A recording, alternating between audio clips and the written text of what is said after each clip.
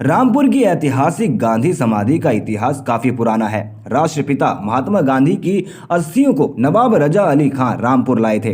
11 फरवरी 1948 को रजा अली खान रामपुर में राष्ट्रपिता की अस्थियां लाए थे। इसके बाद यहां बड़ी शान और शौकत के साथ गांधी समाधि का निर्माण कराया गया था। बाद में यहां महात्मा गांधी की प्रतिमा भी स्थापित की गई थी। सपा शासन काल में गांधी समाधि के सौंदर्यीकरण का कार्य हुआ था। करीब 30 करोड़ रुपए की लागत से हुए इस सौंदर्यीकरण के दौरान महात्मा गांधी की प्रतिमा को गांधी समाधि से कुछ दूरी पर स्थापित कर दिया, जिसके ऊपर शेड भी बनवाया गया था। सपा सरकार में प्रतिमा हटाने को लेकर काफी विवाद भी हुआ था।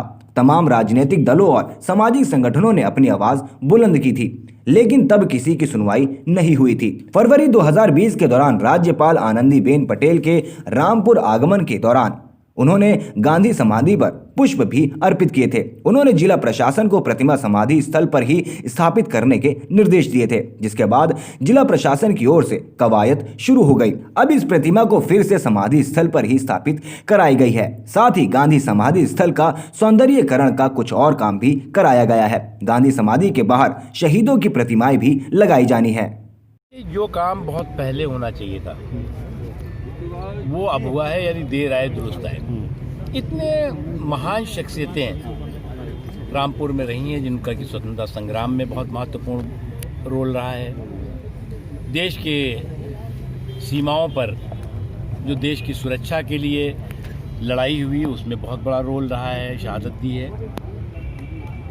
मौलाना अबुल कलाम आज़ाद जो देश के रामपुर के पहले संसद सदस्य थे, शिक्षा मंत्री थे, आज़ादी की लड़ाई के अग्रणी सेनानी थे, उनका कहीं जिक्र नहीं था, नामो निशान नहीं था, वो हुआ है। अब जो है वो मुझे लगता है कि ये वक्त अब ख़त्म हो चुका जब जो है वो ख़ानदानी सियासत और पानदानी विरासत चलती है। अब ख़ानदानी सियासत और पानदानी विरासत के दिन लग चुके हैं। अब जो है वो गांव, गरीब, किसान, कमज़ोर तबके और साथ ही साथ चाहे वो महात्मा गांधी हों, चाहे पंडित दीनदयाल उपाध्याय हों, चाहे सरदार वल्लभ भाई पटेल हों, चाहे डॉक्टर राममनोहर लोहिया हों, उनकी जो सैद्धांतिक प्रतिबद्धता थी वो शुद्ध रूप से जो अभी तक केवल ख़ानदानी विरासत और पानदानी सियासत करते रहे उनके खिलाफ थी। इसलिए आने वाले दिनों में आज मोदी जी के नेतृत्व में देश में एक बहुत बड़ा क्रांतिकारी परिवर्तन आ रहा है, और जिसका नतीजा है कि आप देखें कि अगर पंचायत से लेकर पार्लियामेंट तक लोगों का बहुत ही ज़बरदस्त सहयोग मोदी जी को और भारतीय जनता पार्टी को दिखाई पड़ रहा है। अभी के आपने देखा हैदराबाद में, उससे पहले देखा आपने लेह में यानी लद्दाख में, अभी कश्मीर में चुनाव हो रहे हैं। पहली बार आज़ादी के बाद वहाँ पर जिला पंचायत के चुनाव हो रहे हैं। जिला पंचायत के चुनाव हर जगह होते थे, लेकिन 370 की वजह से वहाँ नहीं होते थे।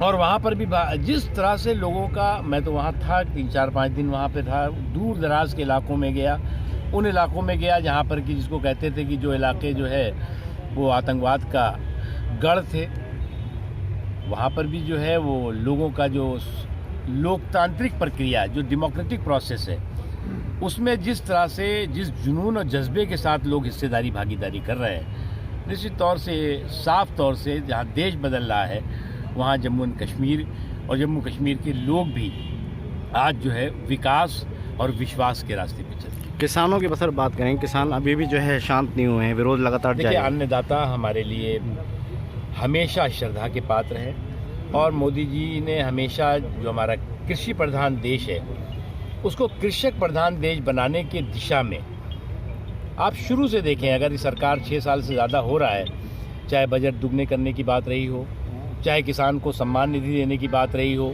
चाहे किसानों की फसल की बीमा की बात रही हो, चाहे बुज़ुर्ग किसानों को पेंशन की योजना देने की बात रही हो, चाहे हर खेत तक पानी पहुँचे और बिजली पहुँचे, उस दिशा में काम करने की बात रही हो।